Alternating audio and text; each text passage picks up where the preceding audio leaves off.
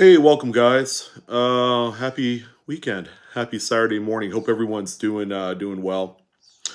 I wish I could deliver a nice uplifting video for you guys. I know that's probably the last thing you need. However, this one is going to have a lot of extra information you guys need to know about when you're selling on eBay, and it's equally important to know what the mitigated risks are when selling on the platform. And my example for you today, boy, I got my teeth knocked down my throat. I mean, yeah, I had to get all my teeth out so I could, put them back in my mouth. But boy, did this one friggin' stung. And yeah, I'll just say it. I am pissed off with the way eBay had handled this one.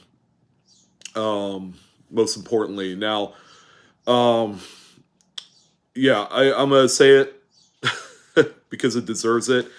Yeah, I've always been a huge supporter of eBay, right? I talk a pretty damn good game about eBay and using the platform to sell coins and stuff. And, I've done videos all throughout the course of Blue Ridge Silverhound history on YouTube, just really kissing their ass about how great of a platform that I would entrust to sell things of much more extraordinary value, right?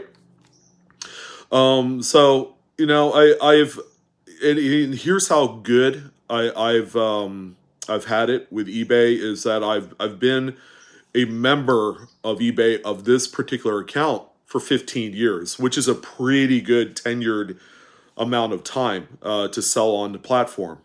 Um, and I only knew it was 15 years because I was on customer service chat with them in the middle of the night trying to sort this whole thing out. But there are deep and down dirty secrets where you have virtually no say as a seller what goes on here. Now, what's the one thing that a lot of you have heard that you wish wasn't true, but is pretty much true? Is that eBay would unequivocally side with buyers 99.9% of the time in just about every case short of fraud. Here's another case where I got friggin' screwed. And I sold a coin and it was paid for on the platform April 8th. So a few weeks ago, probably more like over a month ago.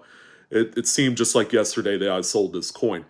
I sold it to this gentleman here, Ironhead 55. Make what you want to do with it. It's just that's his eBay name on there.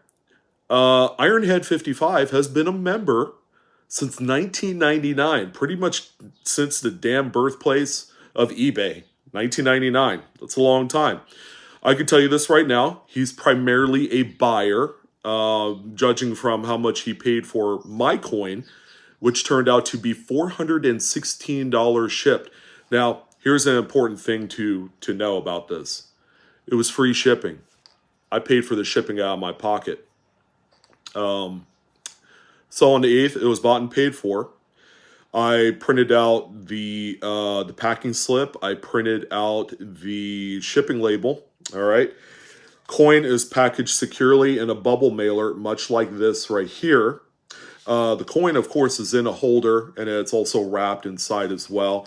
And then ultimately, it was shipped on my dime in this priority mail flat rate envelope, which the going rate is nearly $9. Yeah, these things have shot up quite a bit.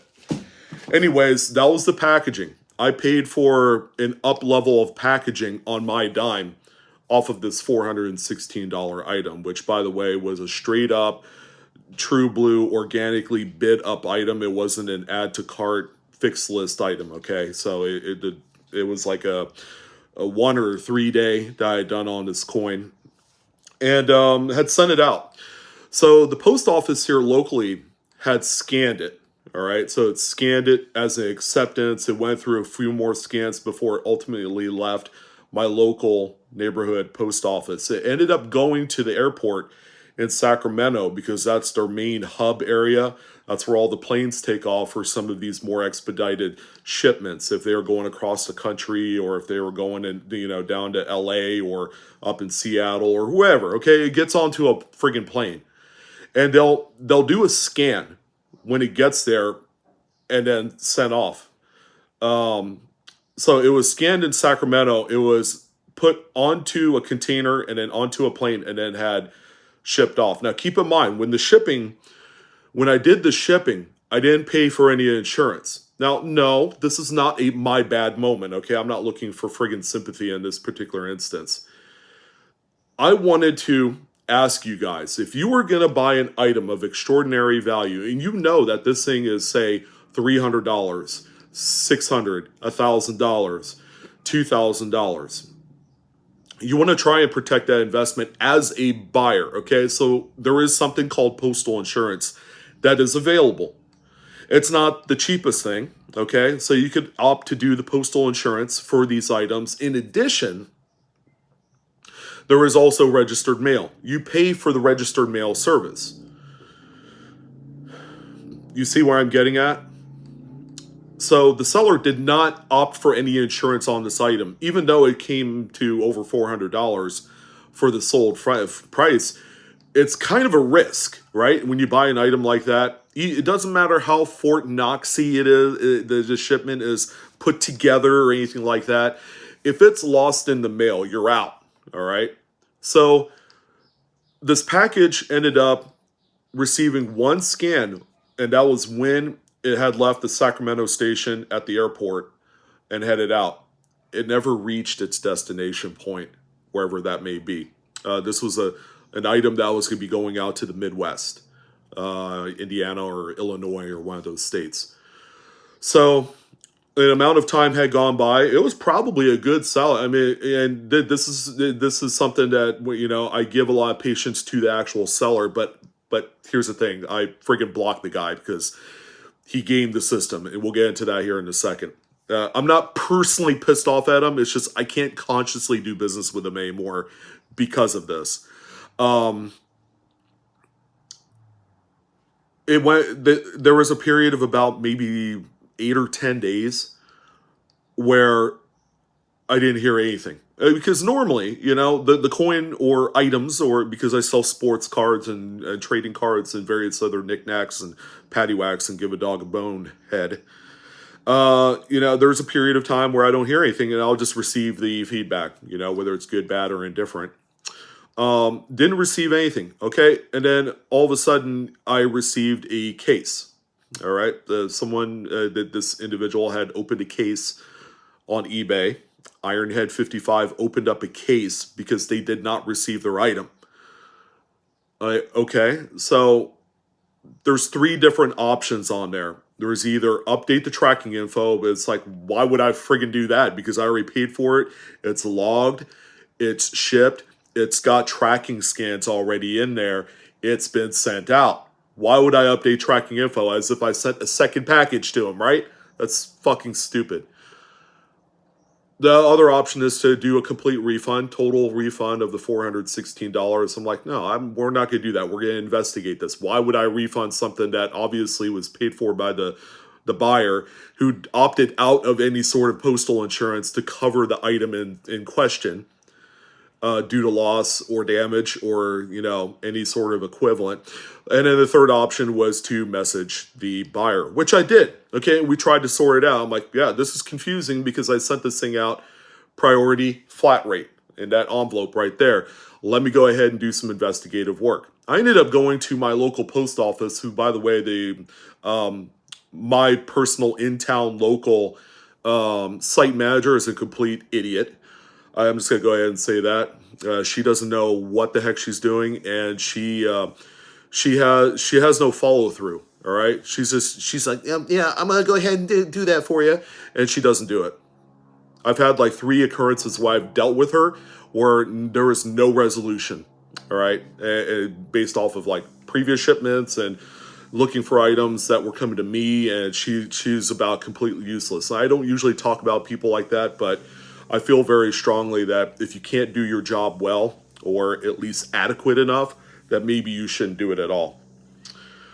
Yeah, I'm a little bit kind of hyper intensive and upset right now because this is a lot of money. Now, it is a lot of money. Okay, it's a lot of money for a lot of folks. It's not every day that you sell items, over 100, 200 bucks. Okay, so my personal gross sales every month comes out to around $5,000 to $7,000. It usually drops off in the middle of the summer, but after fees and stuff, I net out probably 70% of that amount. So contextually, $400, represents probably about 10% of my monthly income off of selling on eBay. I've been doing it for a while, have kind of mastered this formula of being as successful as I can. However, you can't ignore the problems that arise in this particular instance. So, great deal amount of money. So we went back and forth. I ended up talking to a local station manager, and they said, "Oh, okay, Mr. Davidson, we're going to go ahead and do some research on this and blah blah blah and all that great stuff." I'm like, "Okay, fine, all right." It's like the moment I talked to her and she said she was going to do this and that, I had absolutely zero faith that she would because of our prior history. All right, so we get to a point a few days ago where I hadn't talked to him. I said, "Hey, why don't you give it a few more days, see if, because based off of the lady I talked to at the post office, she said check on it. And if that were the case, they found it, they would have pushed it through, done more scans, and so on and so forth." So there was no additional scans as a result of the inactivity from the post office. So the buyer had actually called eBay customer service and requested the refund. And anybody that knows that they were 100% in friggin' fault and can game the eBay system where they truly side 99.9% of the time with the buyers, the guy that's been selling since fucking 1999 knows this. So he's going to go ahead and he's going to request his refund. And sure enough, because they give you 24 to like 72 hours to respond to the case for eBay to respond to the inquiry because they have to do investigative work. I kid you not, friends. They did a determination within 2 hours. They withheld my funds as soon as that case for the refund was open. And I checked my money because it gets automatically sent over to my bank account, and it was gone. I was like, you have got to be kidding me. You have got to be kidding me. They actually refunded this guy, even though the package I had sent him had clear post office scans, and it was lost in shipment. And then somehow this guy is 100% at fault for this, for no reason whatsoever. Because the guy did not buy postal insurance. You would think in hindsight it would be done. But this is the one big glaring fault of eBay that I don't think that they're ever going to fix. And this is something that you guys need to know about it. If there's going to be an issue and you're the seller, 9 times out of 10, they will side with the buyer. Even though your seller fees pays for that person's at eBay, the customer service reps, that pays for their salary. Buyers don't pay fees. The sellers pay the fees. We sellers, our group, our stooge, our base, we pay the salaries of a lot of people at eBay. And then in things like this, we get screwed over so bad. It's so egregious and it's so unfair. Now, the reason why that they are actually really hard to get a hold of these days. They don't provide a direct line phone number on their website anymore through the seller portal. You literally have to jump through hoops to try and get a hold of them. So my one and clear shot, and the reason why I say I had only one shot, was I went on to eBay customer support chat. And the person I talked to is also a seller. He's like, I understand where you're coming from, Mr. So-and-so. let's go ahead and, put the appeals in, and, I'll put in all of the information that you and I had talked about. I told him how it was like, I said that I did what I was supposed to do. I sent the package. I paid the shipment out of my personal money, and I paid for an upgraded service. Like, this is not, if I send it like this is just a first class. This is like $4. If I send it here, this is over double. This is over the double the postage of a standard first class. I actually did this person a solid, thinking it was a get there, but even the post office screws up these high dollar postage rate type of shipments. So the appeals went through within about an hour. It came back denied. They're too friggin' humble to reverse the refund and give me back the money, because it looks bad on them if they did that. Congrats, Ironhead 55, for winning your refund case, even though it was unjustified. And you know that eBay are suckers for buyers. So, me personally, I'll never deal with a guy again, because, if God forbid I send him another item and it comes lost, he knows what he's going to do. I'm not going to deal with Ironhead 55 ever again. Now, in hindsight, he's probably a nice guy, but he's an opportunist, all right? And he gamed the system, and he's not a seller. He buys stuff. He doesn't understand what it's like to be a seller, to be in this position. He knows he done me dirty, all right, by doing this case, when it was clearly his fault. He didn't buy postal insurance, and that's the one clear thing that I think is just, I don't know. Would love to hear your thoughts. If you went online and bought something that was like $2,000, whether it's like a high-end, kind of purse or jewelry or something like that, there is the option of buying insurance of some sort. And if you don't take it, you run a real true risk of losing your shipment. And then it's on you as the buyer. You are on the hook, not the seller. The seller didn't do anything. They packaged up the item in accordance to what is safe for the item, and you ship it off. But that's the ultimate lesson. If you're going to get into selling on eBay, I mean, what else could I have done, right?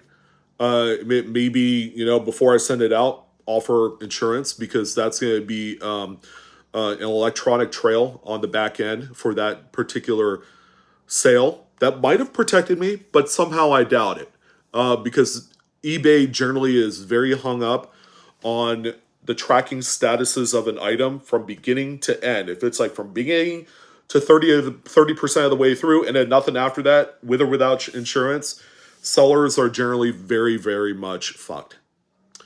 And that's probably why a couple of really big, it's like a reason, but it's not the primary reason, that some of the bigger resellers on eBay have had a hard time, and they end up closing their accounts. There's been a few of them.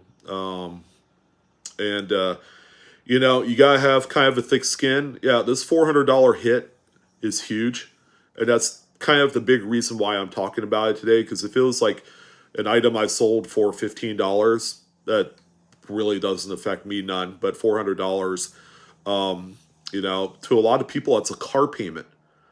That's a power bill, a phone bill, and a few credit cards payment, right? I'm not dreaming here. I'm not imagining things. I'm not talking out of my ass. I mean, these are facts. That's a lot of money. And even for me, I don't roll hard that way, I live in friggin' California, where everything's expensive. I'm the guy that goes to the local Chevron over here, pays their ridiculous $6.19 per gallon of unleaded gas, put 2 gallons in so I could go across town to the Costco, and it'd be like $5.15. I'm that guy.